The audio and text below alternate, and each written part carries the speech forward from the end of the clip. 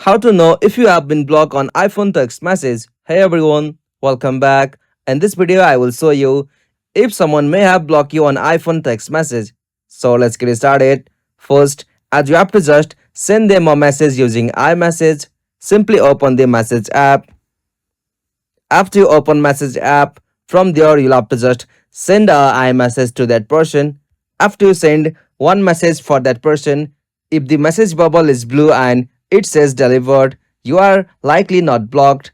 But if the bubble turns green, SMS instead of iMessage, and it doesn't say deliver under it, or your calls are going straight to voicemails every time, there's a strong chance that you have been blocked by that person. But remember that a green bubble doesn't always mean that you are blocked. It could be also due to no internet or the other person are turning off the message.